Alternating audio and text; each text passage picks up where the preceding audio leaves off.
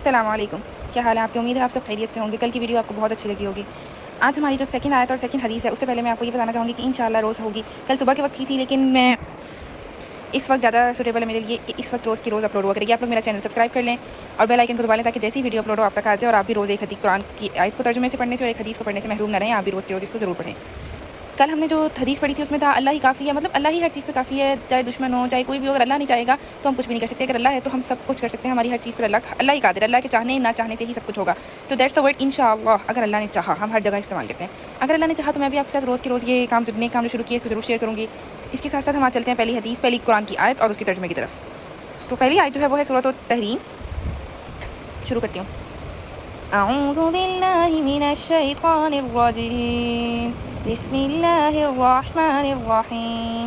ضرب اللہ مثلا للذین کفروا امرأة نوح وامرأة لوط كانتا تحت عبدین من عبادنا صالحین فخنتاہما فلم یغنیا عنہما من اللہ شیئا وقیل ادخلا النار مع الداخلین۔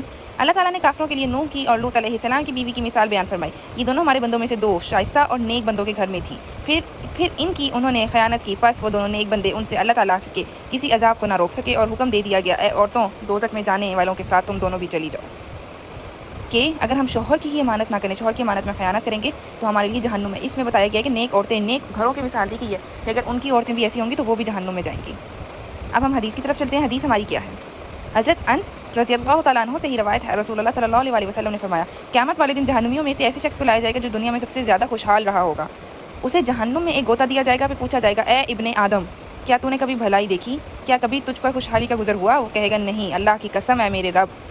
اور جنتیوں میں سے ایک شخص کو لایا جائے گا جو دنیا میں سب سے زیادہ دکھی اور مصیبت زدہ تھا، اسے جنت میں ایک گوتا دیا جائے گا، پھر اسے پوچھا جائے گا، اے ابن آدم، کیا تو نے کبھی سختی اور تنگی دیکھی ہے؟ کیا تیرے ساتھ کبھی سختی کا گزر ہوا؟ وہ کہے گا، نہیں، اللہ کی قسم میرے ساتھ کبھی سختی کا گزر نہیں ہوا، نہ کبھی میں نے سختی اور تکلیف ہی دیکھی۔ صحیح مسلم کی یہ حدیث ہے۔